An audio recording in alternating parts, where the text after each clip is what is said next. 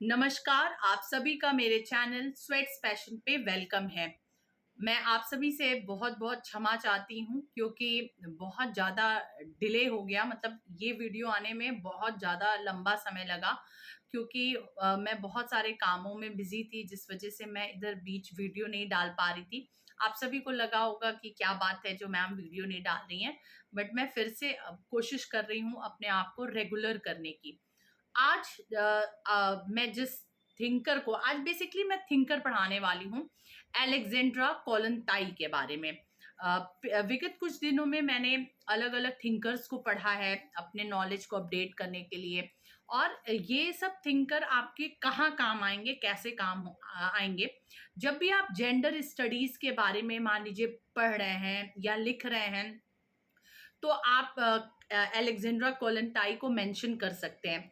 कई जगहों पे कई सारे एग्जाम्स में क्या होता है कि अब आजकल बड़े नए पैटर्न पे पूछे जा रहे हैं। बेसिकली क्या हो सकता है कि इनके कोड्स को पूछा जा रहा है। आप नेट वगैरह के पेपर देखेंगे या कोई भी और ऐसे असिस्टेंट प्रोफेसर के एग्जाम को देखेंगे या सीयूईटी के आप एग्जाम को देखेंगे, तो बहुत सारे नए थिंकर्स को कोटेशन पूछ दिए जा रहे हैं जिनको बेसिकली हम नहीं पढ़े रहते हैं।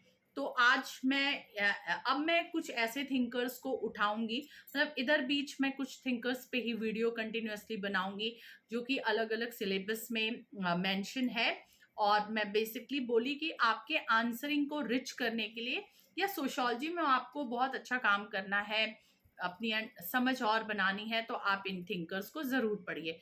तो आज का टॉपिक है अलेक्जेंड्रा कोलंताई। इनके बारे में मैं डिटेल में डिस्कस करूंगी। मैंने यहाँ पर इमेज भी दिया है कि आप इनको पहचानिए। Alexandra कोलंताई। Alexandra Kollontai, a prominent Marxist revolutionary and feminist, was a pivotal figure in early Soviet history.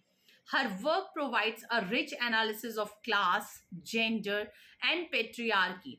Kollontai differentiate the interest of working class women from those of bourgeois women's movement. Working class women had entered the world of labor and struggled for their right as a part of struggles of the working class in general. देखिए, marks, जब Karl Marx को हमने बहुत सारे video पीछे बनाए हैं, Karl Marx की क्लास स्ट्रगल की थ्योरी है, उनकी जो रिवोल्यूशनरी थ्योरी है, तो मार्क्स का बड़ा गहरा इम्पैक्ट पड़ा। ठीक है, मार्क्स की थ्योरी को लेकर के अलग अलग लोगों ने काम किया। अलेक्जेंड्रा कोलंताई को भी हम मार्क्सिस्ट रिवोल्यूशनरी थिंकर और फेमिनिस्ट थिंकर के रूप में मानते हैं। बेसिकली इनका जो कंट्रीब्यूशन है वो फेमिनिज्म के ही उसमें फील्ड में रहा है और ये मार्क्स की थ्योरी से बहुत हद तक इंस्पायर्ड थी। तो उन्होंने मार्क्स के जो रिवोल्यूशनरी थ्योरी है उसको फेमिनिज्म के साथ कनेक्ट करके काम किया है।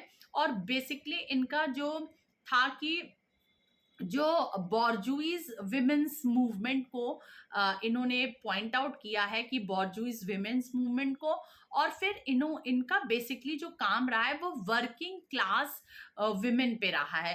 कि इनका कहना था कि जो वर्किंग क्लास विमेन रही है ना, मतलब ऐसी महिलाओं का ग्रुप जो वर्किंग रहा है, उनमें जो मूवमेंट हुए, जो विमेन से रिलेटेड मूवमेंट हुए हैं समय समय पे, उनका बहुत ज्यादा असर नहीं पड़ा है। और बेसिकली ये मूवमेंट बॉर्जुइज विमेन तक ही रह गए।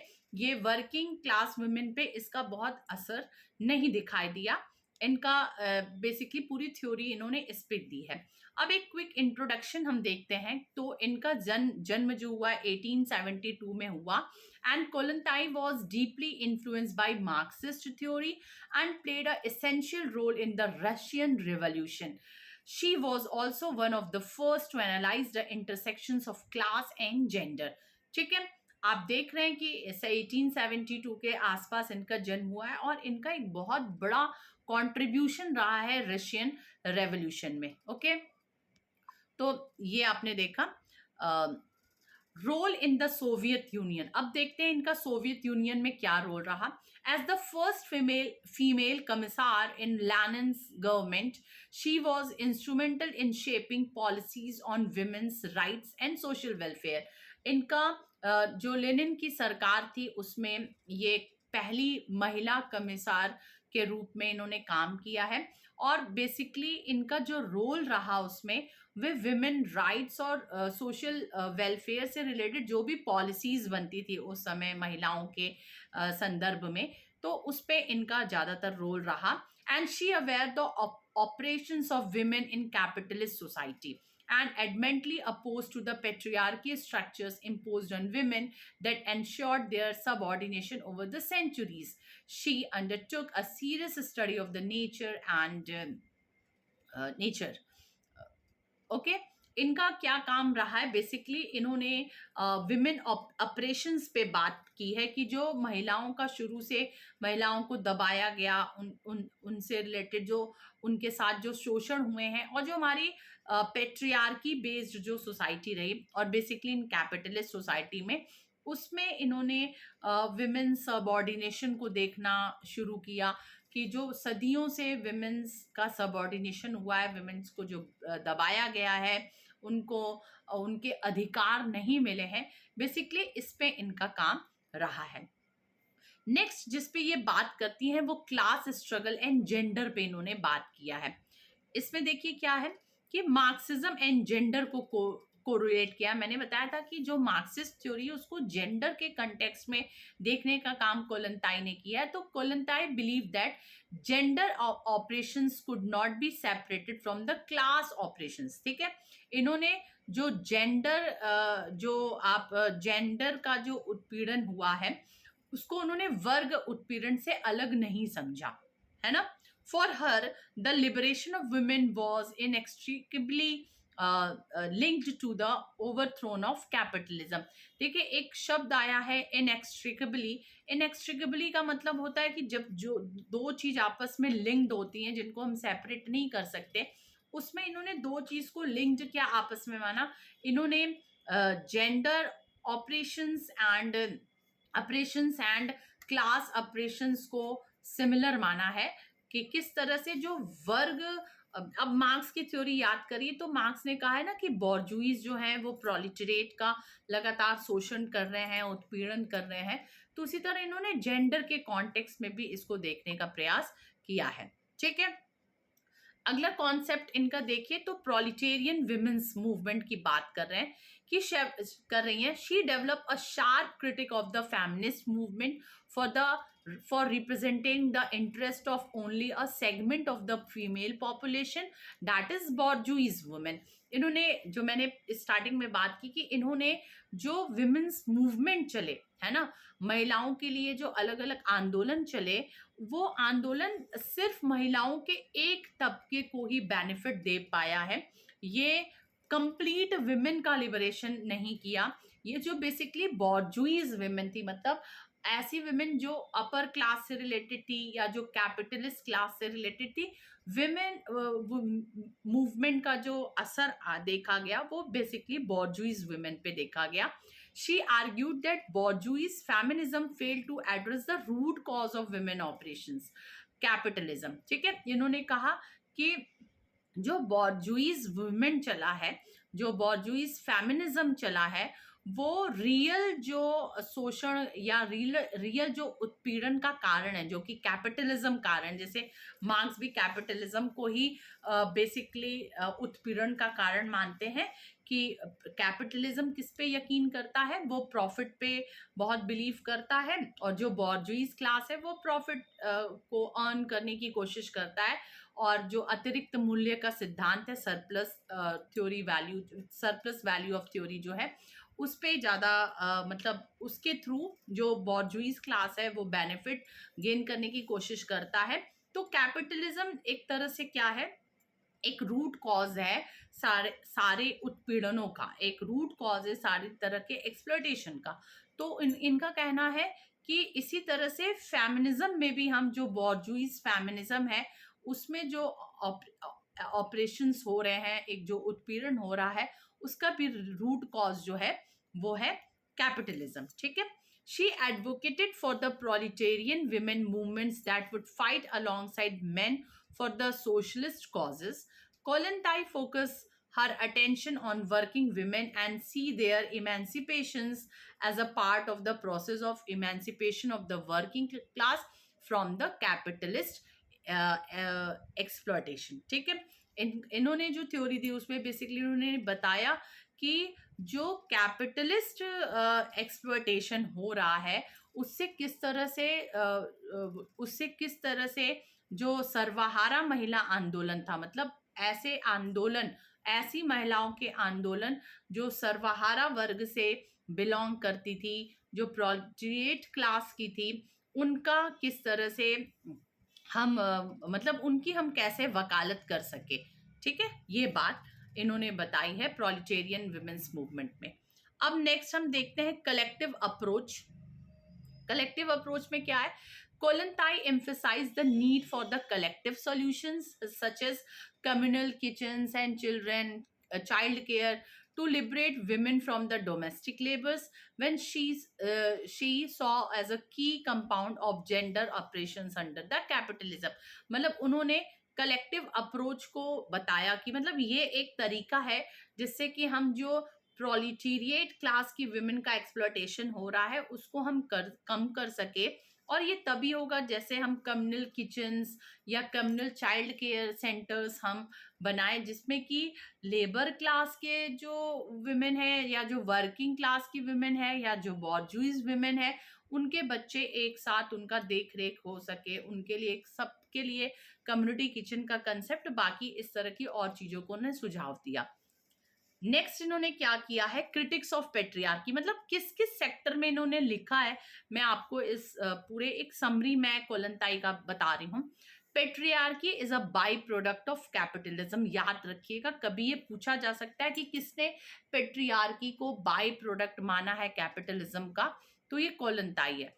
तो कोलंताई viewed patriarchy as an intertwined with the capitalism where women's oppression was maintained through the family structure which she saw as a microsome of capitalist exploitation। देखिए क्या इन्होंने मान लिया कि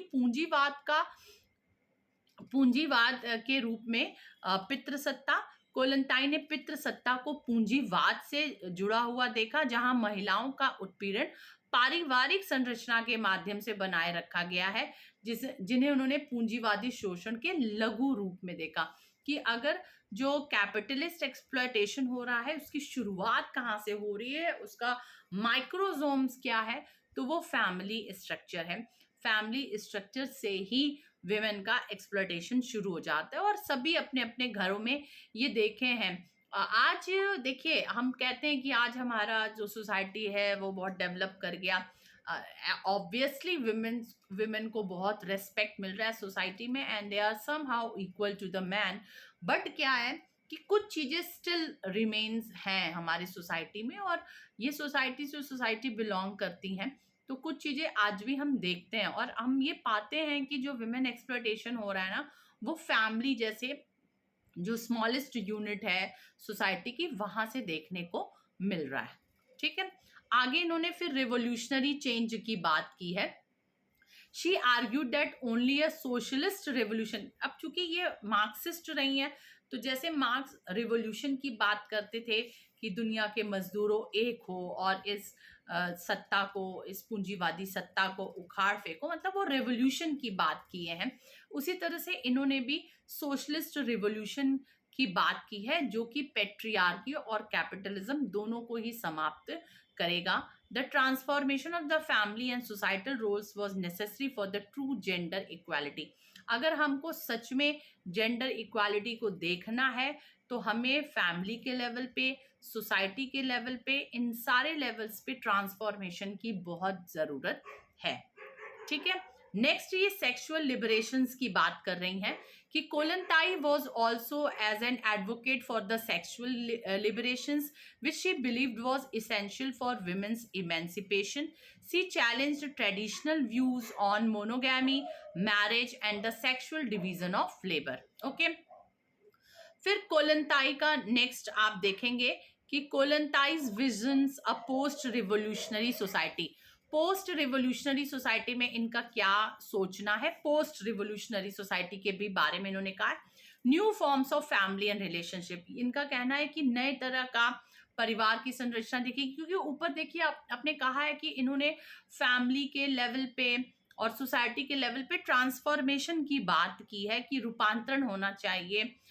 तो अब ये क्या मांगती हैं कि कोलंताई envisioned a society where relationship were based on love and comradeship rather than economic necessity। जैसे कैपिटलिज्म का जो आधार है वो इकोनॉमी है ना, तो इन्होंने कहा कि जो परिवार में संबंध होने चाहिए वो लव पे आधारित होने चाहिए, न कि इकोनॉमी पे आधारित होने चाहिए। और आज हम ये देखते हैं कि फैमिली में जो रिलेशंस रह गए ना वो इकोनॉमी पे रह गए हैं। हम सारी चीजें इकोनॉमी बेस्ड होती जा रही हैं, इसीलिए तो फैमिली जैसे जो ब्यूटीफुल कॉन्सेप्ट था वो कहीं ना कहीं से टूटता नजर आ रहा है। तो कोलंताई भी डिमांड कर रही है कि लव के बेसिस पे रिलेशनशिप बने रहना चाहिए। In this new society the state would take on many of the roles traditionally held by the family such as education and care of children. और इनका यह है कि राज्य कई भूमिकाओं को संभाले, मतलब पोस्ट रेवोल्यूशनरी सोसाइटी में क्या इन्होंने कहा कि फिर से राज्य का रोल बहुत ज्यादा बढ़ के आना पड़ेगा, जिसमें कि जो जैसे आप कई सारे वेस्टर्न कंट्रीज में देखते हैं कि आपसे टैक्स ले लिया जाता है बट फिर एजुकेशन सिस्टम पूरी तरह से माफ हो जाता है, बाकी कई सारे सिस्टम्स भी फ्री हो जाते हैं। तो इनका कहना है कि इसी टाइप का सिस्टम होना चाहिए कि state would be the responsible for the all actions of the family like child like the care for the children and the education. Okay, आगे नेक्स्ट क्या बोल रहे हैं इन्होंने, the role of the state.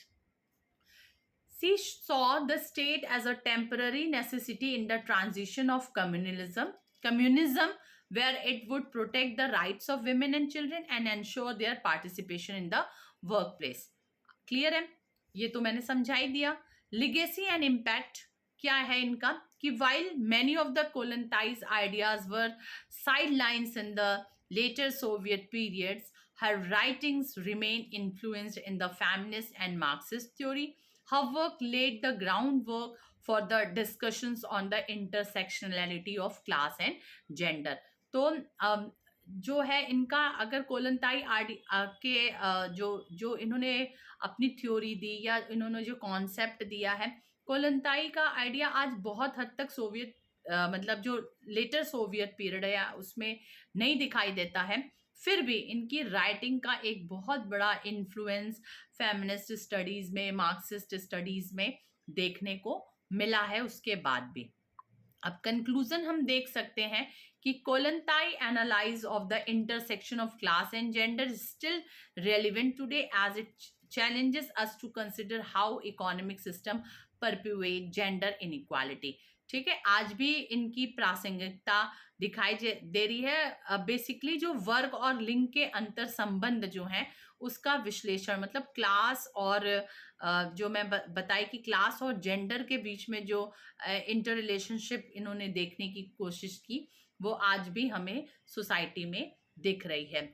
Additional resources में मैं कोलंताई की books के बारे में यहाँ बताऊंगी, क्योंकि आपको कभी हो सकता है इनका कंसेप्ट पूछ दिया जाए, कभी इनकी बुक्स पूछ दी जाए।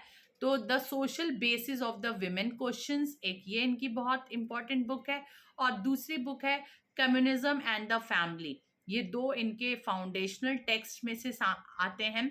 और आगे रीडिंग्स आपको देखनी है तो वर्क्स बाय अदर मार्क्सिस्ट, मतलब अगर इस पे और काम देखा जाए तो क्लेरा, रोजल, इन लोगों के भी काम आपको इन्हीं से रिलेटेड मिलेंगे। मतलब अगर आपको बॉर्जूइज वुमेन, वर्किंग वुमेन मूवमेंट, इन सब पे अगर आपको देखना है तो आप इन सारे फेमिनिस्ट को भी आप देख सकते हैं।